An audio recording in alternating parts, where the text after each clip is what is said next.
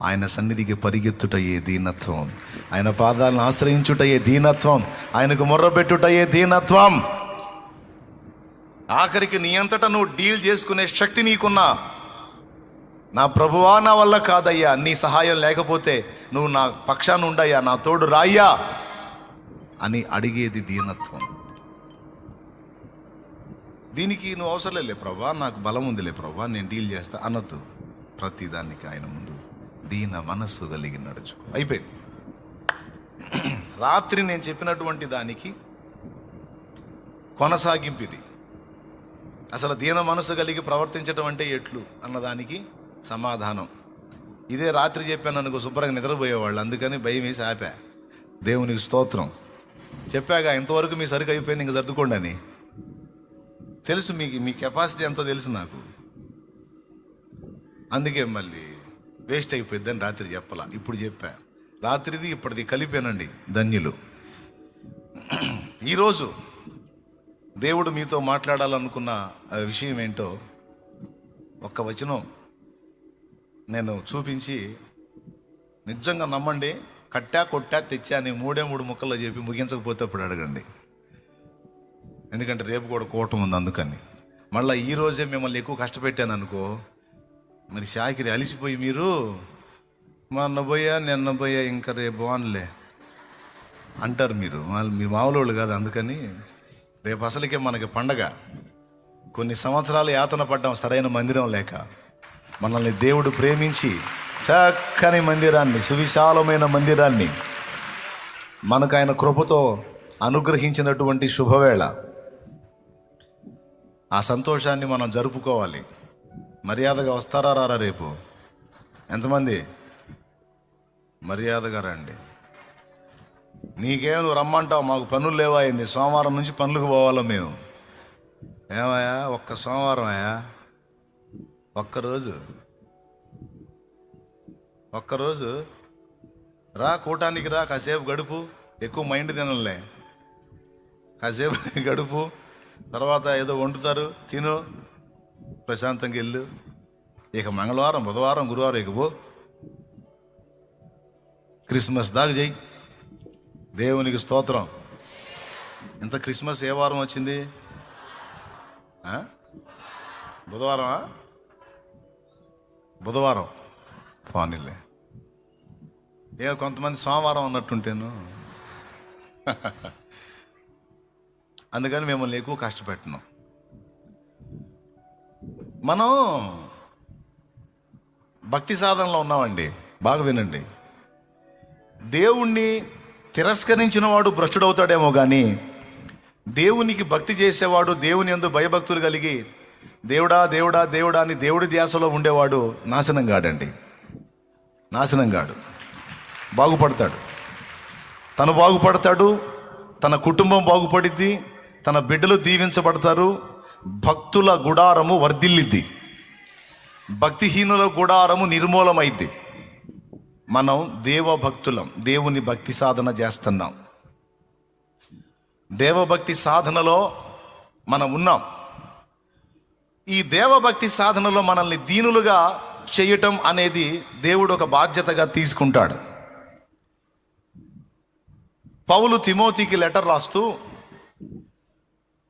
నా కుమారుడు అయిన తిమోతి, అపవిత్రమైన ముసలమ్మ ముచ్చట్లను విసర్జించి దేవభక్తి విషయములో నీకు నీవే సాధకము చేసుకో నాయనా అన్నాడు. బాగా వినాలి.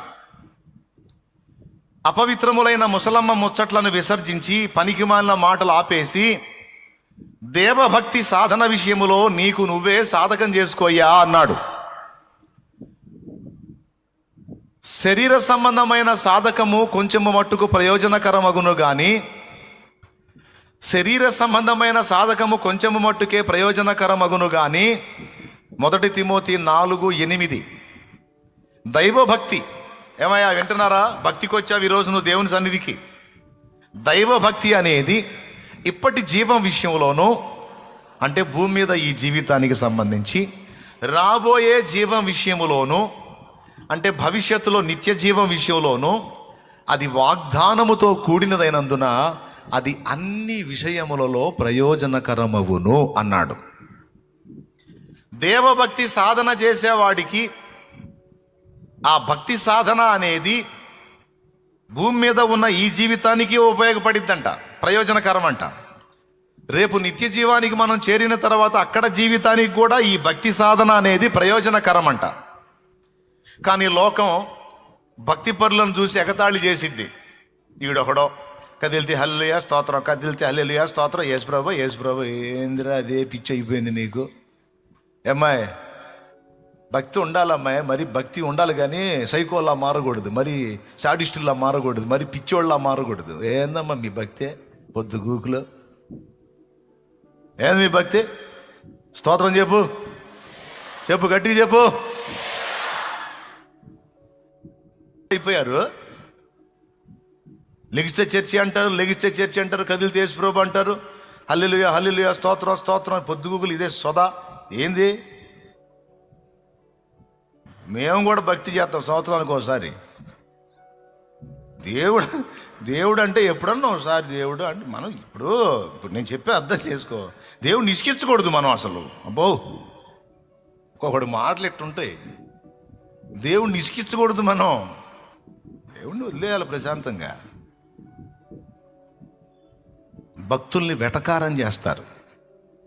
ఈరోజు ఇంతమందిగా మీరు ఇక్కడ కూర్చున్నారంటే మీ గుండెల్లో కాస్తో కూస్తో దైవ భక్తి, దైవ భయం, దైవ ప్రేమ అనేవి ఉన్నాయి కాబట్టి మిగిలిన వాళ్ళందరూ ఆదివారాన్ని ఎంజాయ్ చేస్తుంటే మందు బాబులు మందు దగ్గర, సినిమా బాబులు హాళ్ళ దగ్గర, పోసుకోళ్ళ కబుర్ల దగ్గర,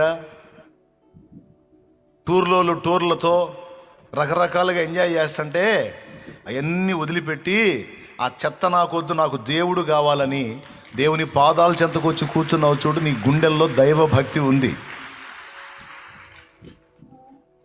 కాస్త కూస్తో ఆ దైవ భక్తి, ఆ దైవ భీతి, దైవ ప్రేమ అనేవి నీ గుండెల్లో ఉన్నాయి కాబట్టి వచ్చి ఇక్కడ కూర్చున్నావు. అందుకే చెప్తున్నా, సంతోషపడి దేవుని ఆత్మ ద్వారా నీకు చెప్తున్నాను, మంచి అనుభవంలోకి వస్తున్నావయ్యా, మంచి అనుభవంలోకి వచ్చావు తల్లి, ఇక దాన్ని పోనీయొద్దు. దైవ భక్తిని ప్రారంభించావు, భక్తి సాధన మొదలుపెట్టావు. ఇది నీకు, నీ కుటుంబానికి ఇప్పటి జీవం విషయంలో, రాబోయే జీవం విషయంలో దేవుని వాగ్దానంతో కూడింది కనుక భక్తి సాధన అనేది చాలా గొప్పది.